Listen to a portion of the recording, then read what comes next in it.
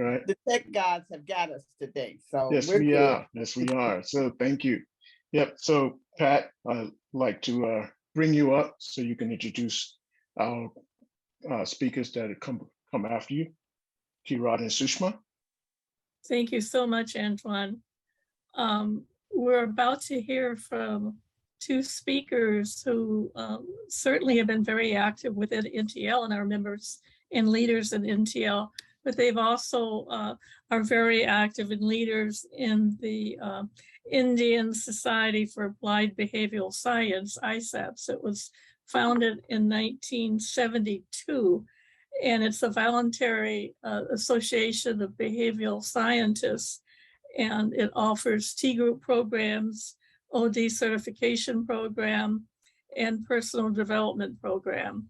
Our first speaker is Kirad, and I may be mispronouncing his name. I have a, since I'm wearing hearing aids, I have trouble with KHs and CHs. I also want to say that after he speaks, we're going to have our next speaker, and then we're going to have questions. And if possible, could you not use the Jamboard? I just decided that because I'm having trouble seeing, and I wouldn't be able to see the messages from the Jamboard. I'm having fuzzy eyes from my dry eye syndrome right now. So if you could just raise your hands, I would appreciate that. Our first speaker, I've had the delight, he's been to some of the social justice sessions within NTL, and he's given us very wise and astute participation and expanded our horizons.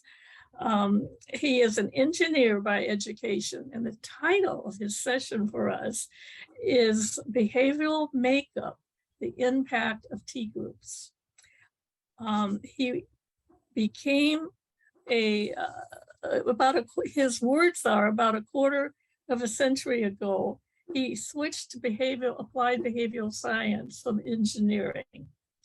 He is a managing partner of Learning Associates based in India. He brings his varied life experience to work with his clients, and that includes applied behavioral science and managerial excellence. He's a professional member of ISAPS, and he's been on their board, and he became an NTL member in 2017. So I am eager for us to hear you. Thank you. So Kirad, you can begin. Thank you, Pat. Am I audible all right? Yes. Thank you. Thank you. So I've been here for quite some time now this morning, and it's been a very interesting and very emotional talk by Mel. And I will take off from there with a namaste to all of you. And thank you for being here this time, whatever time it is for you. So what I'm going to talk about is a very personal story. It's my journey in T groups. It's something that some of my colleagues know, like Sushma has known me for 25 years, let me say. And there are others in this group who have known me for as much or a little less, perhaps.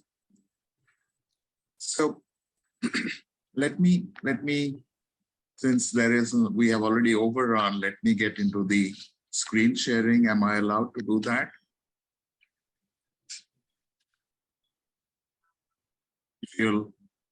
Thank you. Thank you, Richard.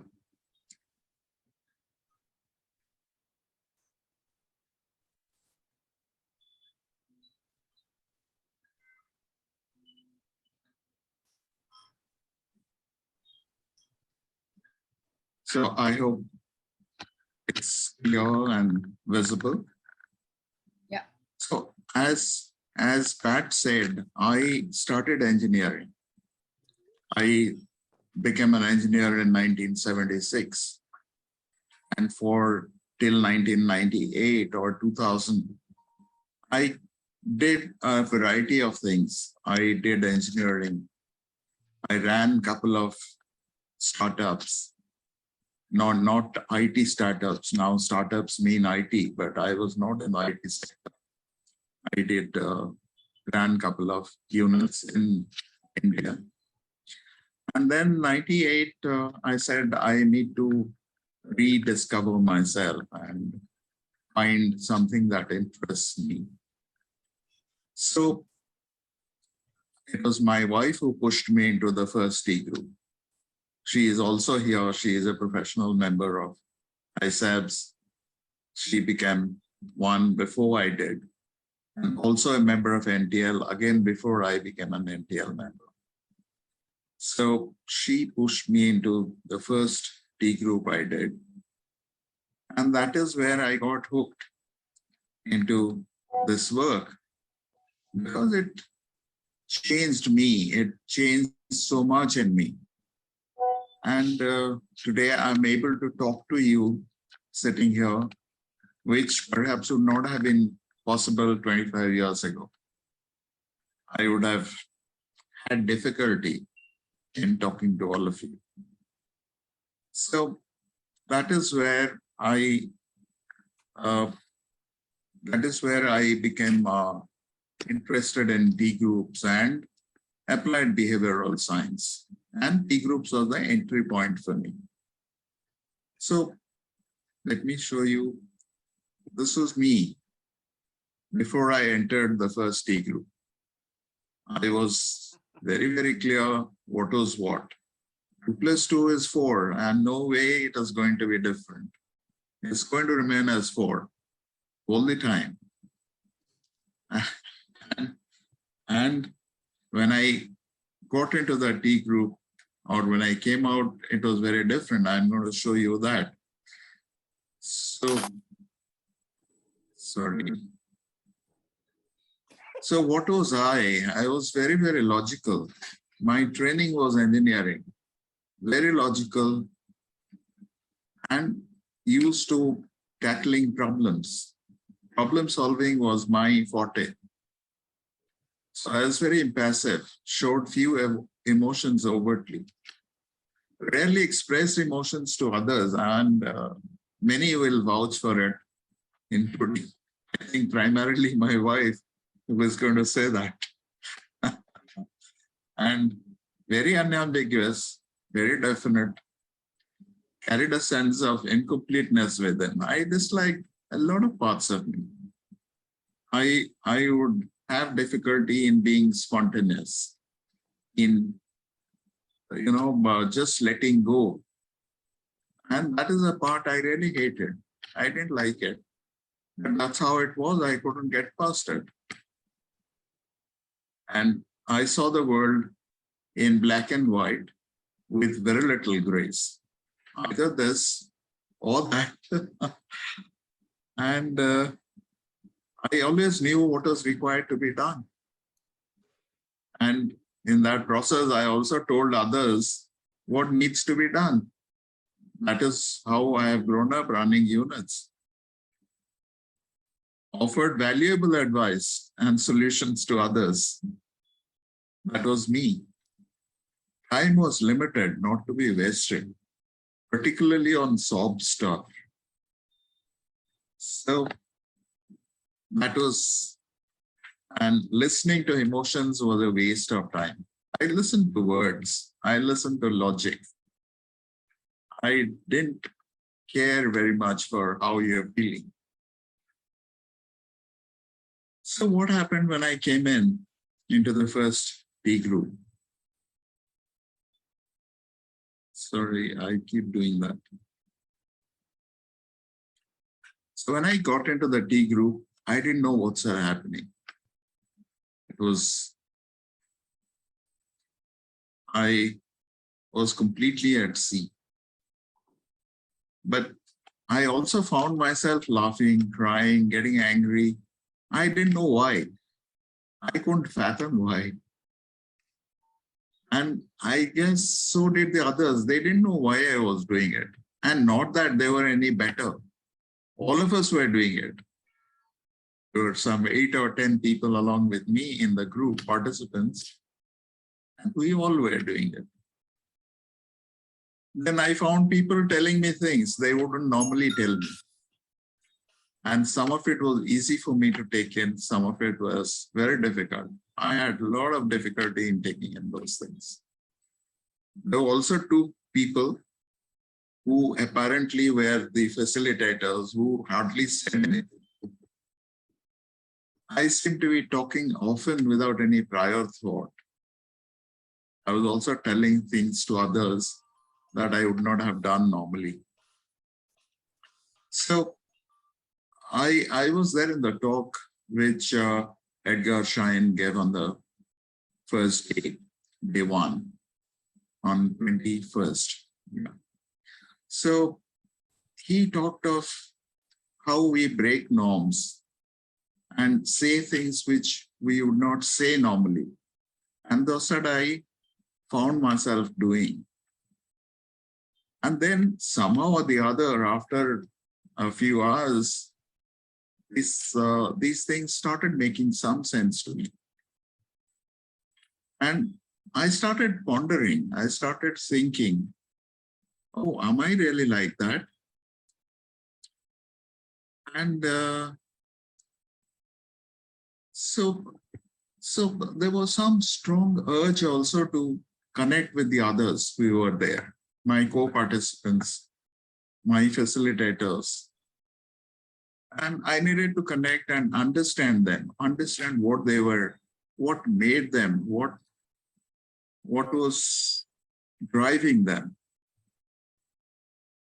And then slowly I started thinking of, yeah, this is what I need to do. And those things started emerging. I did start changing and talking to others in very different ways. This is my first tea group. I have been a participant in many tea groups and also facilitated, I guess, over 100 tea groups by now. So I'm very, very different. And each time I get into a tea group as a participant or as a facilitator, I change. In some way or the other, I keep taking away bits of others in me. So if we all remember Kurt Levin's model, the unfreeze, change, and refreeze. This was talked about by, again, Edgar Schein on the first day. And many of these speakers have referred to this model. And first time I heard of this model was from Sushma, who was one of my facilitators and showed us this model and talked about it. That was my first time. So how does this model work with me? So what helped me? What helped me to change? What helped me to unfreeze? It was the open feedback that others were giving and not rejecting me as a person, but they may not have liked my behavior, but none of them were rejecting me as a person. I felt accepted. I could do anything I want. I could say anything. And allowing me quiet time to reflect and come back when I needed time off to look at what has been told to me. People were allowing me that quiet time and then come back and again speak to them. So that helped me to unfreeze, to become, become curious and look at things which can be done. And then how did I change? Sorry. It was getting feedback from the others with the here and now data. I think this is again all of us are familiar. I am guessing that all of us are familiar here because there are some people who are neither members of SABs or NTL. So they may not have gone through a T group. So I'm guessing that most of us know what is here and now. And that is what helped me to change. My getting in touch with my feelings and owning those. I used to disown my feelings. And when I started owning those again, that is when I also began to change. And taking responsibility for my behavior. I used to, put the onus on something else. So-and-so did this. And so I am behaving like this. But it was me who was doing it. And I somehow started taking responsibility. Then no teaching or coaching from others, including my facilitators. They just let me be. And slowly things emerged from within me. And the things that emerged stayed with me. And what helped me to refreeze this behavior? Observing how positively I'm impacting my co-participants. And that I found out as they spoke to me back and appreciating my changed behavior. So it was very, very helpful for me to rephrase whatever I had owned again or changed into. So that I'm not sure how much time I have. Can I know, Kathy or Pat?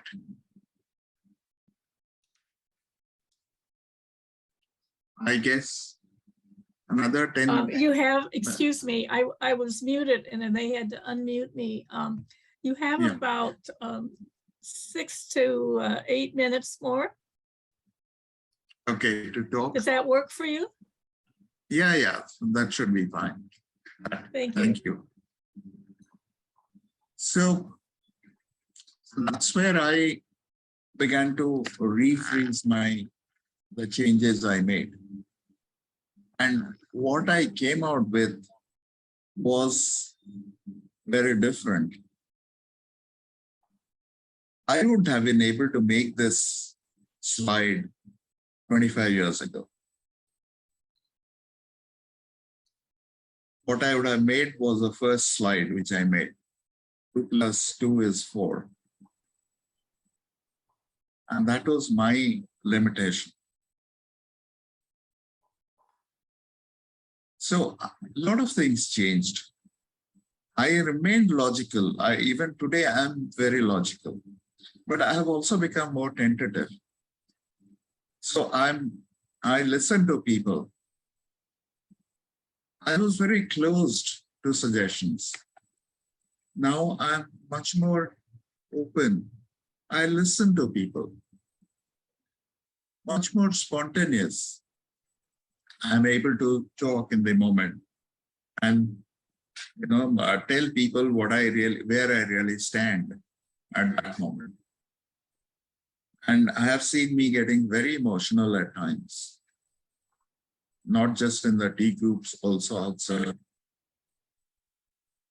And I don't mind admitting that I do get confused at times, which I wouldn't have been confused at all earlier. Even if I was confused, I would have denied it vehemently. This is not a person who gets confused. Was not a person who gets confused. And much more tentative, willing to listen to people, openly seek others' opinions and points of view, not always, though. I still the old does show up once in a while. And then maybe I just wouldn't take it. And I offer less solutions. I don't just offer solutions off the cuff, which was my habit. I don't mind stopping somewhere just to look at the scenery or just for the sake of stopping. When I see colors in the world around, which I didn't see, I saw black and white and some grays afterwards. I'm also less hurried. The world is not going to end. If it ends, it ends. I don't have to hurry. My hurrying isn't going to not let the world end. So I'm able to be that. I'm much more accepting of myself. The Kirod that I disowned, that I disliked, I have owned those parts of me now. I can very frankly say, look, I don't like this, or I can't do this, I won't do this, and not feel bad about it. Then more accepting of others as they are. So the reverse is also true. I see people, all colors of people, all kinds of people, who I would have rejected outright earlier. But now I have become a lot more accepting. So these are the changes that I have owned and I have refrozen in me. So today the Kirod is very different. Because the last slide doesn't seem to be coming up.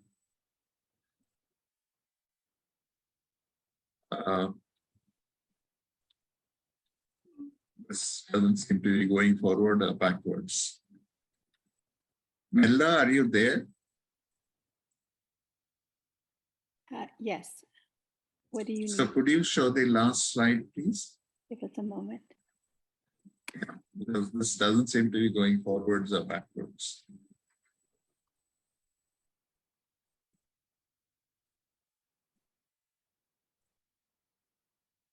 Let me take down this, my screen share.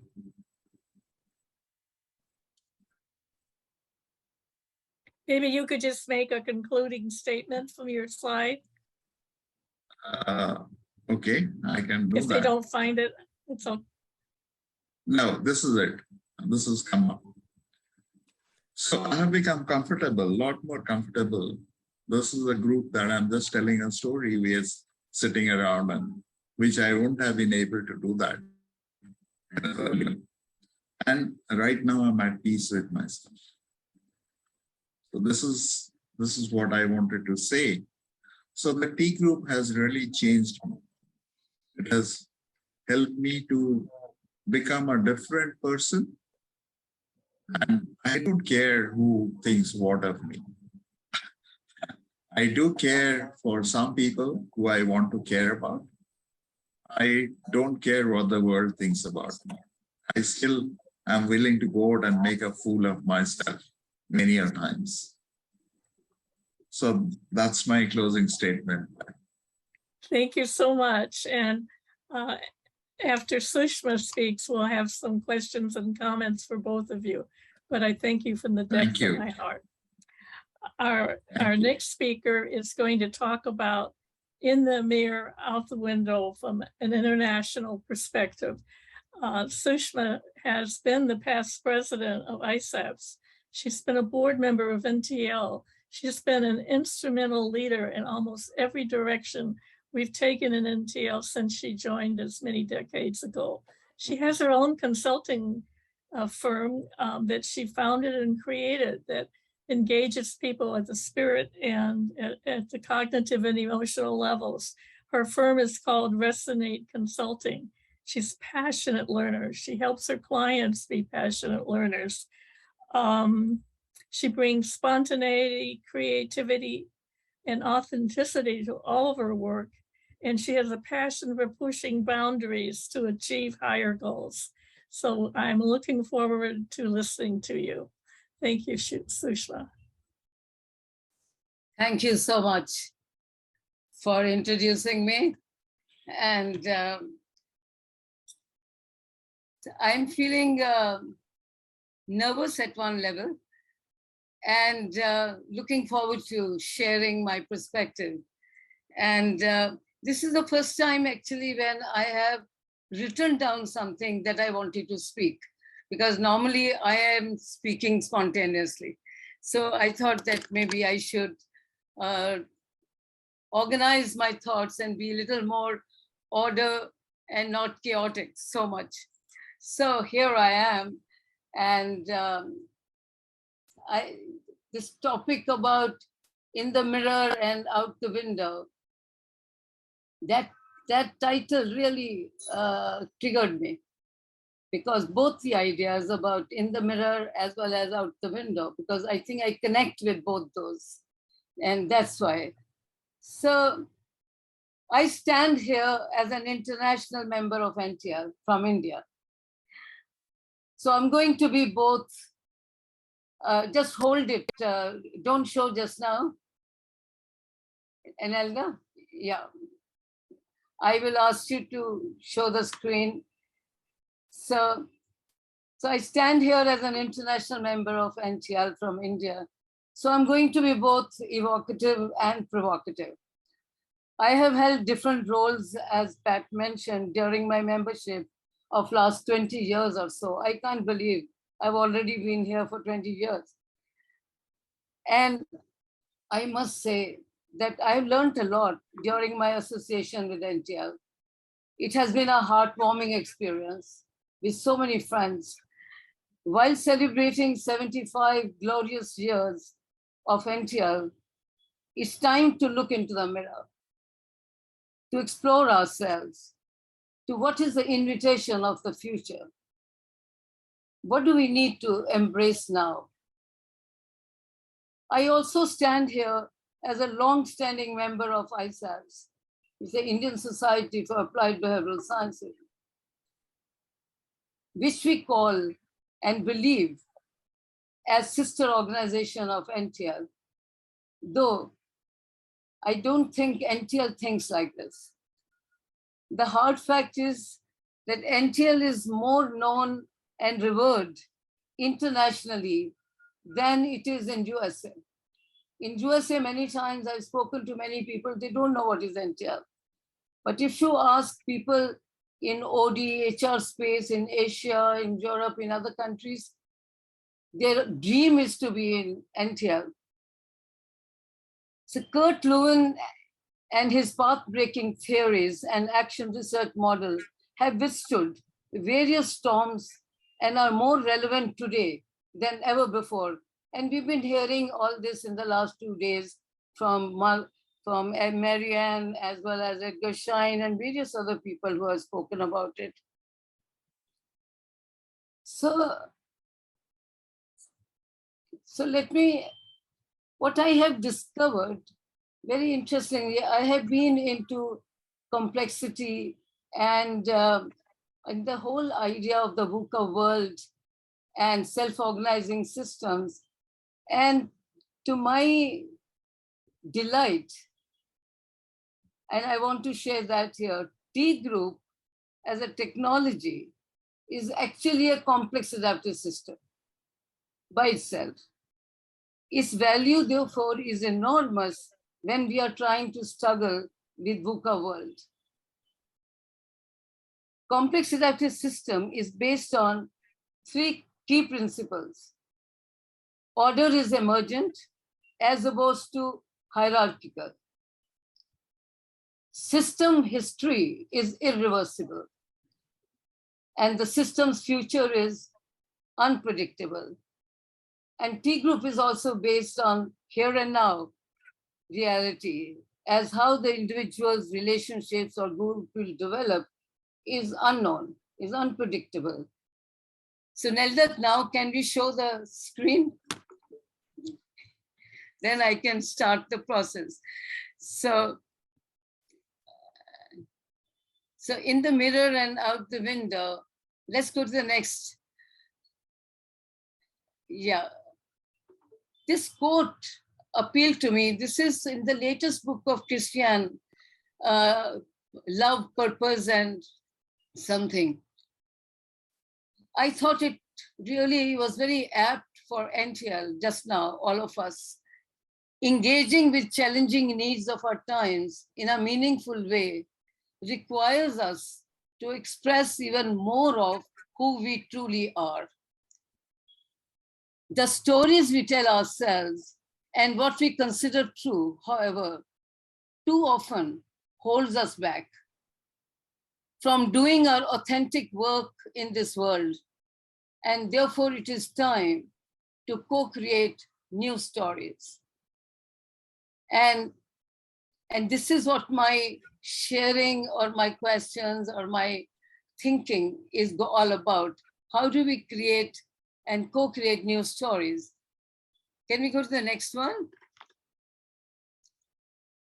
So I came up with these 3 C's, which are very important for me in the work of future of NTL, and that is care-fronting, collaborating, and co-evolving.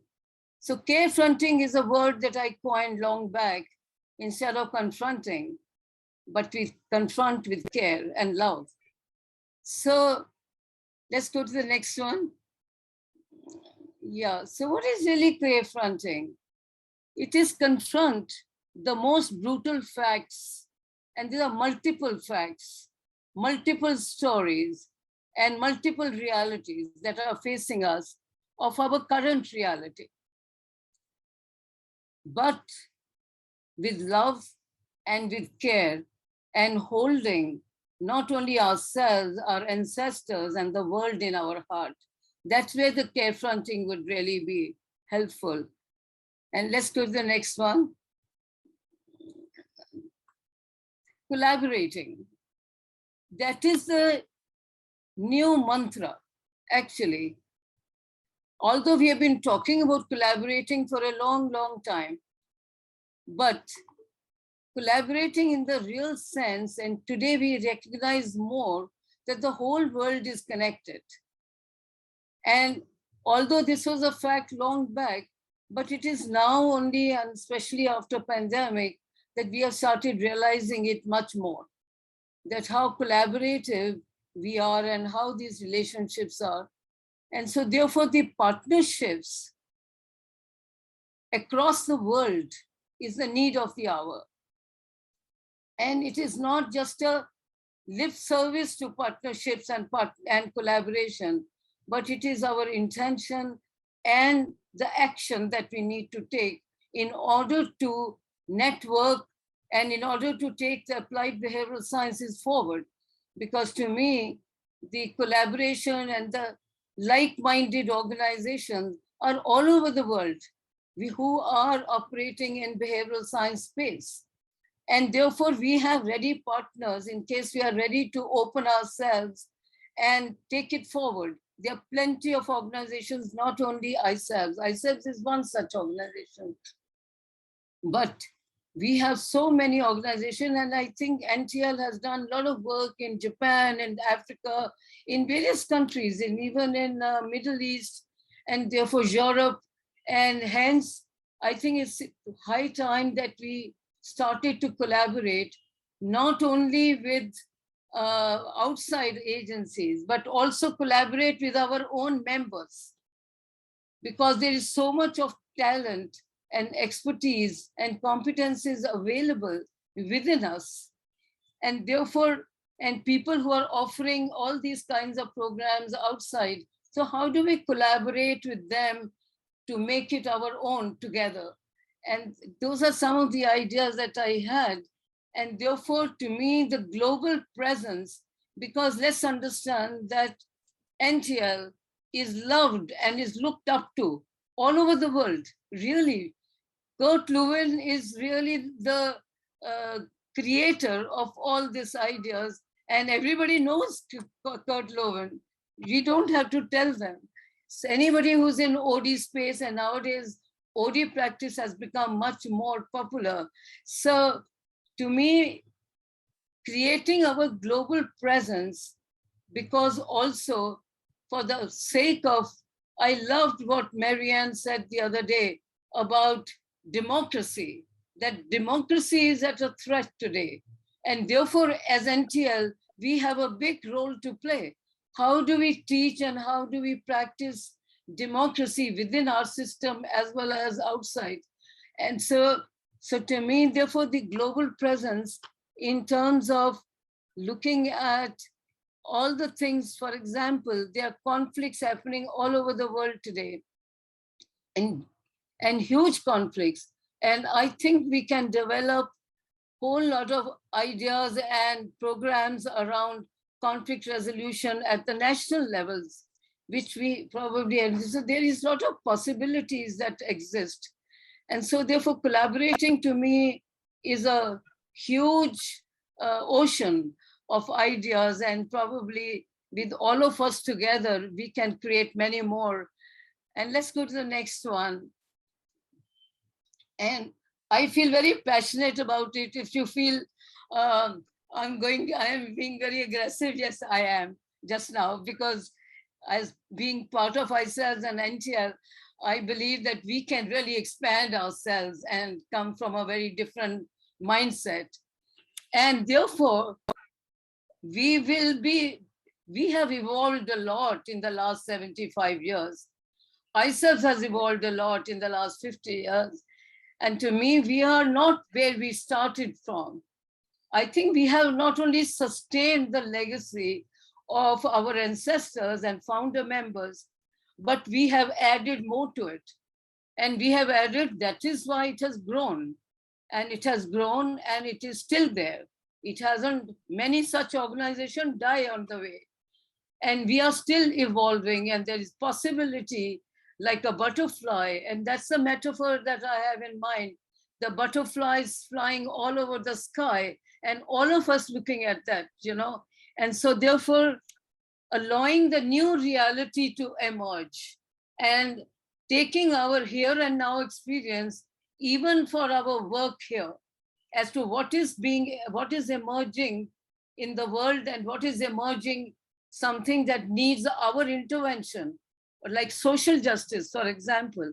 Even that needs a lot of, and I was very moved by what Mel said about how much of this is still existing, not only in America or in other parts of the world, but also in India. It has raised its head even much more today than ever before. So the evolution process that we need to get into is something that will be an important aspect. So let's go to the next one. And I want to reiterate, what is NTL mission? The mission of the NTL Institute for Applied Behavioral Sciences is to advance applied behavioral sciences in the service of social justice, oppression-free societies, and healthy individuals, groups, organizations in the world. We do this through fostering learning in the theory and practice of personal and professional development, group dynamics, organization change, community development, and social change. And we heard about social change a lot. And today is the day when we really need to practice this in the world. And contributing to the scholarship of ABS field through research, publishing, and knowledge building, and knowledge, I would add the word knowledge sharing. Partnering and learning with other organizations and groups worldwide. Now, this is one of our mission. And therefore, I'm calling us out on this mission, how we take it forward. And therefore, this is what the world is calling us out to be. Let's go to the next one. And I want to share ISAB's mission. Founded in 1972, Pat has already shared that. ISABS is a national voluntary society of behavioral science engaged in applying their knowledge and skills to the well-being of persons, organizations, communities, and society at large. Almost similar lines. Its members work as independent consultants, trainers, counselors, academicians, human resource managers, executives, community change agents. So ICEL's major objectives are to promote education, research, development in the applied behavioral sciences in India, and its major tasks are to provide opportunities for fulfilling the affiliate needs of their professional members who share common interests in experience-based learning, and to advance conceptual and cognitive knowledge in the field of applied behavioral sciences, and to share and develop professional skills. So if you really look at, and there would be many other such similar organizations I am aware of who have very similar missions. And so therefore, there may be very few differences and which we need to actually honor. Let's go to the next one. So what is the world calling us out for? And that to me is something that is full of potential and full of possibilities. And that's what my high dream for NTL is. Let's move to the next one. And in order to do that, I personally see that there are many shifts required for NTL. And these shifts will be the fulcrum on which NTL will stand and create its global presence. From being US-centric, I think we need to shift majorly to being world-centric, and I would add human-centric in a larger sense of the word. And from US diversity-centric, because which is on racism and black and white and various other kinds of racism, to become global diversity centric, because that has many other kind of diversities as well. And we have done enough work in being in the US diversity space and social justice. So I think we have the wherewithal to move towards becoming more world diversity centric in that sense.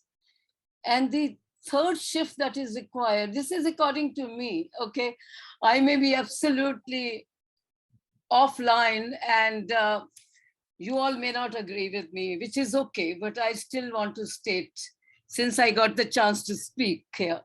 So from coming inward looking, I think we have to shift to becoming outward looking and becoming more conscious and sensitive to all that is going on around the world, because that is where how we started.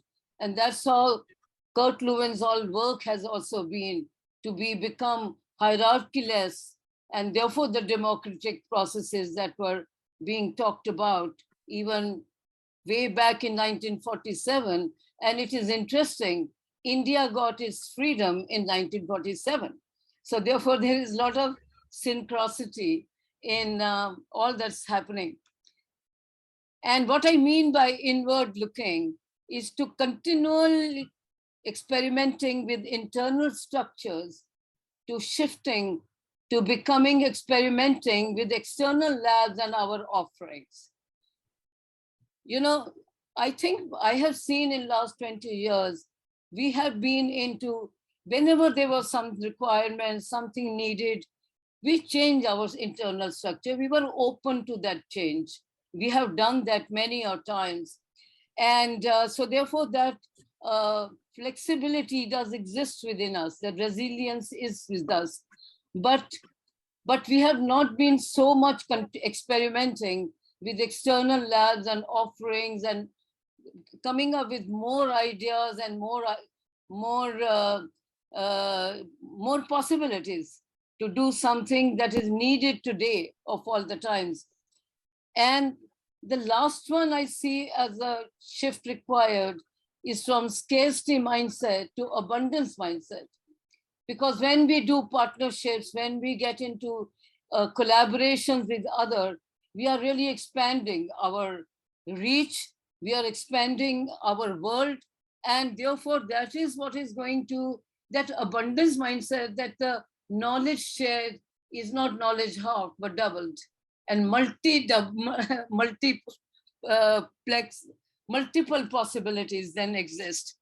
So, so let me stop here for a minute for you to just hold it with a pause for a little moment, just a moment.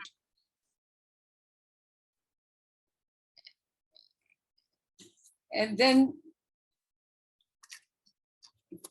let's move to the next. So I talked about that T group is really a complex adaptive system. And I really must mention Ed Olson's book on facilitating organization change, which has been almost like my Bible book in my work and in the work I do on complexity, and Margaret Wheatley too. And Jubilee has talked about that there are 3 principles on which you can actually create the emerging reality, which are required for self-organizing systems and to work. So one is the kind of, let me see, yeah. So, yeah. So one is a container. What kind of a container? We all talk about containers. So what is the kind of container we create? How permeable its boundaries are, both physical, emotional, psychological, and how close the container is. Depending on that, it gives rise to possibilities of significant differences to come forward. Diversity, race, gender, all kinds of things. And when that emerges, that is what creates the exchange and transforms the process. Kiroz just now talked about T group and its impact on him. And to me, therefore, the container that T group creates is of that democratic process. There's no hierarchy in that. Facilitator is not giving instructions. And so the container is very open in that sense. There is only a bit of a structure that is provided, but not too much of a, which is time boundaries and things like that in the here and now. But otherwise, container has a lot of permeable boundaries. And therefore, if we see when the feedback happens and the differences, so many, in my work in T groups, I have found so many differences that emerge with culture, nature, all kinds of things. And that is what leads to transformation. And that is what was being talked about by Kirod, you know, how he has transformed himself. And those transforming exchanges changes the mindset and brings new dimensions to our way of thinking. And that's why I say the T group is really a complex adaptive system. And if we look at it from that angle, then we have the technology to offer to the world where they are dealing with VUCA as well as dealing with the complexity and uncertainty right now and unknown. And everything in T group is unknown. We can't predict what will happen and how the group will develop. So what I say is this is the capacity we have which we can offer. Let's go to the next one. Yeah. So I have a request to all of us. I loved what John F. Kennedy said in his inaugural address. And so I have stolen some of the things from him. And what I say to all of us is, and so my fellow members of NTL, ask not what NTL can do for you. Ask what you can do for NTL. And my fellow citizens of the world, ask not what one part of the world can do, but what together we can do for the freedom of everyone, for that democracy to exist, for the social justice to happen. And the last piece, just before this, I end it with a quote because I am very fond of poetry and quotes. So to my mind, and this is something that attracted me, to my mind, there must be at the bottom of it all, not an equation, but an utterly simple idea. And to me, that idea, when we finally discover it, will be so compelling, so inevitable, that we will say to one another, oh, how beautiful. How could it have been otherwise? By John Wheeler.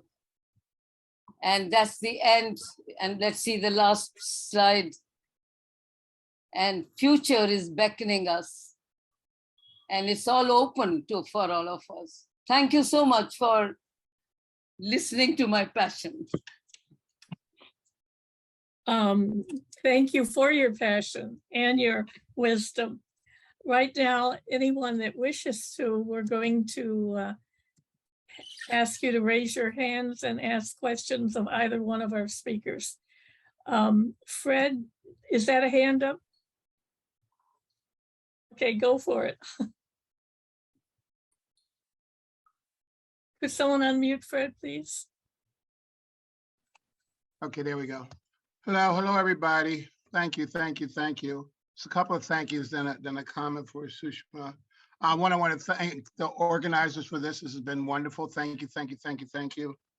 It's wonderful to see everybody. My heart is warm. My spirit is lifted. So thank you for seeing everyone, and thanks for all the people who have spoken. I really appreciate it. It's been wonderful. I'm touched by the celebration of the in memoriam and seeing people's names today. So I want to just be appreciative of that and lift their spirits up and appreciate them and miss them. Sushma, you are wonderful always. All the speakers have been wonderful. I just want to call you out. You're wonderful. I love your chart about where we are and where we need to be. Yay. And I just want to just value you and appreciate you. And again, I want to also appreciate everybody. This is my heart community and my thinking community. And I feel I made a promise to myself a while ago to hang out with kindred spirits as much as I could to renew my soul. And this experience has been part of that. So thank you, everyone. Thank you, Fred. You are always the very good friend of mine, and I love your enthusiasm as well as your whole work on inclusion. That's what it is, So thank you so much for sharing. Helen, you have your hand up. Hold on for just a moment, please. I'd like to remind us, so that we're not so anxious, that there's a 20-second break between when you raise your hand and the tech team can unmute you. So don't panic. If you hit unmute or your hand is up, Nelda, Dave, and Jason are pedaling as fast as they can behind the scenes. So just give us that 20-second tag off. And that's also a 20-second tag off to remind us that we're being dual streamed on Zoom as well as YouTube. So there's that 20-second tag off as well. Thanks, Pat. Thank you. Dr. Helen Turnbull, you're next. Thank you, Pat. Kirad, Sushma, I don't know if the two of you talked ahead of making these presentations, but for me, that was beautifully synergistic. The fact that Kirad, you were able to so clearly exemplify the transition, the transformation that people make in a T group experience. And then Sushma, you connected it for me to the systemic issues that ISABs and NTL face. And the thoughts that both of you provoked in me is I have long, since I joined NTL as a member, I have long heard people talk about us as a global organization. And I have always railed against that because I do not believe we are yet global. I believe we are a US-centric organization with a small international footprint. And I would love for us to change that. I would love to take that chart that you beautifully created, Sushma, and really operationalize it, really work on it, really figure out, perhaps in partnership directly with ISABs, what we have to do, we being us here in the US, to figure out how we actually become global and how we widen our own lens to look at race and gender and sexual orientation and all of the issues of social oppression we care about, and become genuinely a global organization. The two of you have today painted a picture for me that is so clear, and I thank you for that. Thank you, Helen, for sharing you, your Helen. thoughts. Thank you, Helen. That was really touching. I think Ed Olson is next. Hello. Yes, thank you. Can you hear me okay? Yes. Okay. Yes, sir. Well, thank you so much, Sushma, for referencing my work in complex adaptive systems. And that reminds me that when I wrote that 20 years ago, remember we had a plan. I was going to come to India, and Yes. that never happened. So guess what? I have a new simple idea, and it's the basis of this new book on facilitating organizational change, learning from a consciousness worldview. So I look forward to interacting with you for sure this time. Thank you. Yeah, I would love to interact with you on Okay. this. Thank you. Dave Fearon is the next on my screen. Thank you. It's been a transformable 3 days. It's a hard word to say, but it's important to do. All the years that I taught in a business school, the subject area that I represented was called soft, and real business was the hard part of finance, all matters of control. My feeling now about how we can be in the world, and I think it's absolutely necessary, and I think our kind of folks can do it, is to give the world a soft landing. Yeah. Because we're heading toward a very hard and final landing. So perhaps in that, all the derision that I and Peter Vale, who started me on this path, were always bothered that we were called too soft. And now I am absolutely proud of being soft as hell and hopefully getting softer. Thank you. Thank you for sharing that. Thank you. Hey, George Jolly. Thanks. Kirat, I wanted to first thank you for your talk because it really resonates with what I went through with T Group, having been a computer person, and it had to have the same impact on me. It had, but my real question is that I don't know how global this concern is, but in the United States, we have for years been having a problem with troubled young people doing bad things in schools. And I am wondering whether there is any research or experience to tell us how young a person T group can work with, because I have some suspicion that the people who are doing this are unconnected from community, unconnected from feeling that life is worth living. And frankly, I got a lot of that from T Group. But I also know child psychology is quite a different space than adult psychology. So I'm curious if we have any experience reaching into a younger community with this technology. Yeah. So I think at ISAS we have done little work, not too much, but there's not too much of a research.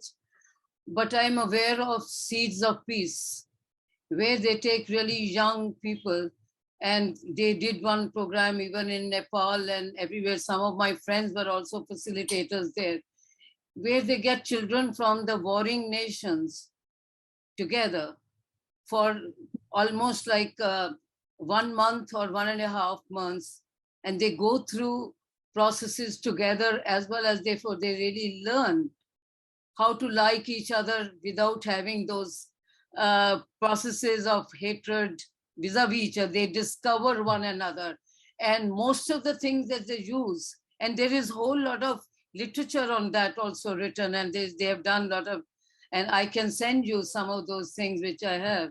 And to me, I am fascinated by that, because the people who go out of that camp, they are 14, 15 years old people and 16, 17 kind of a space. They have a different worldview. After having a Palestinian knowing an Israeli, or an Indian knowing a Pakistani kid, they suddenly they love each other and they can't be separated from each other. And everybody is crying when they are really moving away from that.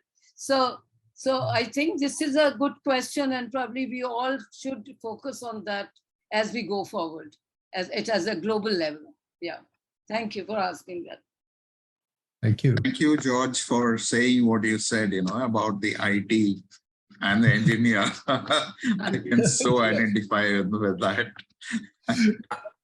And about the children, I have done some work with children in a therapeutic place, not really a T group space, or working in a large system.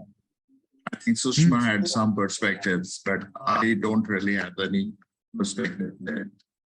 Thank you. Thank you. Peter Nolan, you're next. Thanks, Pat. For Sushma, not a question, but a very quick comment of appreciation. I was struck in your reframing of the concept of confronting to carefronting about the link to the words of the Buddha, who said famously, when words are both true and kind, they can change our world. Yes. I was thinking that, in fact, in your reframing, you have in fact embodied the Wheeler quote, "Oh, how beautiful. How could it have been otherwise?" Yeah. Thank you. Thank you so much. And Deet Lacour. Good morning, NTL. It is a pleasure to be with you all this morning. Thank you, Sushma. Thank you, Kirad. Greatly appreciate your conversation, your ideas, your narratives, and your thoughts about the future. The question I have is for both of you, because one of the threads that came up for me was, Kirad, you sharing your own personal journey of coming to self-awareness around your perception of others who may be different from you. And Sushma, I hear the idea of diversity and it being broadened, not just to have a US-centric perspective. So what I'm asking both of you is this: if you were to educate NTL and to keep making us better and stronger to understand that diversity and inclusion and the conversation of power is local, what would be the topics that would be in the diversity training you would teach where you are at? Yeah. I think we can, sorry, Sushma, go ahead. No, go ahead. You say, let me think. Well, I could talk about India, for example, how a diversity here is so much different from what diversity we speak about in the US. So how do we not let go of what we have? We already have done so much of work in the US space and on diversity. We keep that and also do work in other places, because we need to own both. Both are precious. Yeah. And so we could do with India, we could do with other communities, other countries. So that's where I am. Yeah, Sushma. Yeah. So I agree with you. I think even to understand just India itself is a huge process. Even we don't understand so much about the cultural differences that exist. And to me, for example, Japan and Africa. So I would like to really get into intercultural studies. Just, I learned a lot about that from Gert Hofstede's model, while it may be outdated just now. But I think some simple things, the way he has put it, and that made a lot of sense to me. So I would like to teach from that angle, really, as to what does these different cultures are from. And then your understanding and your intense work in diversity, space, and inclusion, some of the things that we miss out on. Because in India, for example, the diversity is not dividing so much. Now it is a little different. I wouldn't be able to say that. But there is also a lot of unity in that process. And how do we look at that? So I would say that these are some of the intercultural processes that I would like to teach and take them through. Even our films, for example, and the films of the world. Then you start understanding a little differently. I mean, I haven't done too much of thinking right now, Deet, but your question is thought-provoking. So I would do some thinking and we'll have a conversation later on. Thanks for asking that question. Thanks to all the people that made comments or questions, and to our two speakers. And Kathy, I don't know who I turn it over to now. Thank you, Pat. Thank you, Kathy. Thanks, everyone. Thank you, Pat. And I'm glad there are so many questions that has stirred something. So I'm happy about that. Thank you so much.